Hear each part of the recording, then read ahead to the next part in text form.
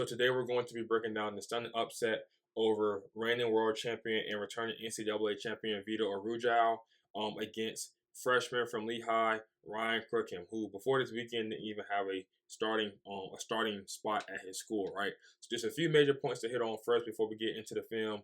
Both of Ryan's takedowns came from Vito's offense. Vito's takedown came from his own offense. And while this is typically a pretty significant talking point, it doesn't take away the win. However, it is relevant about when it comes to discussing a potential rematch and being able to repeat the ways you scored. A lot of Vito's good positions that we're going to go over also came from Ryan's offense. So it's not like Ryan was just waiting around doing nothing. So we're going to get into that. Ryan Crookham has amazing defensive ability. His ability to, Vito was in deep on his legs multiple times, and his ability to not get finished on is amazing. But also, I do expect Vito to make one important tweak when it comes to finishing his leg attacks that we'll get into. Also, Ryan Crookham looked great on top. He does the same as that series, looking like that Spencer Lee did and that Real Woods currently do, using your knee to push his knee back to get him flat, pushing on the elbow, head lever, tight waist. We're gonna look at that as well. The final score was 8-4, but the obvious difference maker was the end of the period takedown. So they both got a takedown in the first period.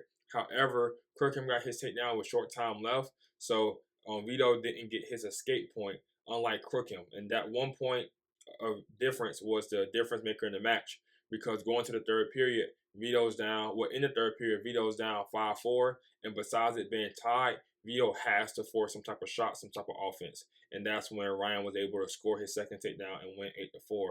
Also, second period, Vito felt the need to get right in time, which isn't typically something that Vito likes to do. When he got that first takedown in the first period, he just let him up because he's typically so much better from neutral than a lot of his opponents. So the fact that he kind of made a decision to make sure he got right in time, that means he felt something from the feet when going against this guy. And then I see a lot of people on Instagram blaming this on a potential weight cut issue. In my personal opinion, I don't think that's the case. It's very early in the season. This might be Vito's first weigh-in, and 133 pounds is the same as 61 kilograms. So if we're expecting him to be able to perform at 57 kilograms on the Olympic team just next year, I don't think the weight cut at 133 should be bothering him too much. So great win for Ryan, and let's get into the actual film. So this is the first exchange here. As you see, Ryan is the one who shoots, but he is far away from the leg, right? Like, he doesn't even come close to touching the leg. Vito does a great job reattacking and on that single, and you're just going to watch Ryan just stay poised and not give up the takedown. This is major, especially for someone who's a freshman, going up against a guy who, in the wrestling community right now, seems like such a giant. He stays calm, cool, calm, collected the entire time. Did a roll there that didn't really do too much, but established his position out of bounds. So he was able to force the action out of bounds and restart on the feet. Next exchange. So this time he does like a misdirection feint, and it works really well. You see Vito step back that left leg, and then he attacks the right leg. So he's in relatively deep, not in too deep. But when he doesn't have the takedown, I just want you to pay attention to that S grip. That S grip is major. A lot of time, I'm going to eventually have a video about shot recovery. When you're extended on the shot, that's where you want to be. Even though he wasn't able to score from it, Vito isn't even worried about short offense. He's not even worried about scoring the go behind. This is Vito's only takedown in the match. So, Vito loves the arm drag, so he's arm drags it. Crookham kind of blocks it, but he still gets a hand on the leg. And then the hand on the tricep turns into an underhook, and he finishes it as an underhook knee pit. So great chain wrestling by Vito. And then as you notice here, Crookham is able to get up pretty fast.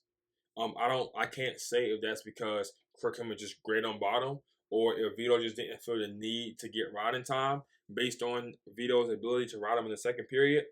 I would say that Crookham obviously can still do a lot of improving on bottom, which obviously he's a freshman. He's going to do a lot of improving as the season goes on. This attack here was a very good attack. Crookham hit with a stall call. So he has a shin wizard, and he tries to do a sneaker leg takedown, which, again, I'm not against. I don't think it was bad decision making. He does it all the time. It just didn't work this time. Again, so Ryan puts in the shin wizard. Vito tries to step over. As you notice, a short time in the period left. So then he ends up giving up the takedown with only 15 seconds left. Now, I have 2 videos on the technique he tried to do. This is a clip of Austin DeSanto doing it. Opponent has in the shin wizard. He's just going to step over for the takedown. Once you get that leg in, that is considered control, and you do have the takedown. This is also how Bo Nickel won his first NCAA title against Gabe Dean. He's in below the knee. Gabe Dean has a good shin wizard in, and he's going to be able to get his far leg in and get the takedown that way. So not a bad technique. So again, Crookham ends up shooting far away from the leg. That time he did a straight on shot, far away from the leg. Vito ends up re-attacking very quick. Lateral movement for Vito, never a problem, right? But again, Ryan stays poised. Short time on the clock, so he just kind of has to wait it out. But even if there was more time on the clock, I wouldn't be surprised if this ends up being out of bounds or a stalemate just based on their positioning. So then Vito shoots, goes below the knee again, tries to step over again to hit that sneaky leg takedown. Ryan catches it. He knows it's coming. He's able to force a scramble. And then this is going to end up as just a stalemate. So still no points. Again, Ryan is up by 1.54 because he was able to get 2 escapes. Vito only got 1. He didn't get the escape when he was taken down. So good exchange by Vito. He clears the hand, goes double. Ryan fights it, double the seatbelt. I do have a double leg series course coming out really soon. That's one of my favorite positions to go over that people don't pay attention to a lot. Going from the double leg to the seatbelt position. So look out for that one coming out pretty soon. So Vito has to attack at this point. There's under a minute left. Vito has to attack, and he is able to. Obviously, he gets his shot off, but Ryan knows it's coming. So very quick by Ryan. Vito was never in deep. And then pay attention to this because I'm really excited for this. Made me really excited. Notice how he ends up breaking Vito down.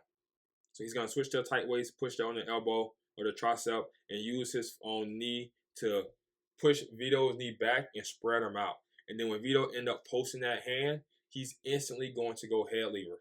This is textbook what Real Woods, Spencer Lee, and Mikael McGee does. And as you know, Spencer Lee and Real Woods, some of the best top wrestlers in college wrestling. Obviously, Spencer Lee graduated last year, but I mean verbatim series. So he does the same thing here again. He's going to use that knee to push that knee back, pushing the elbow, tight waist. So watching this, I'm really excited for how Ryan Crookham ends up doing for the rest of the season.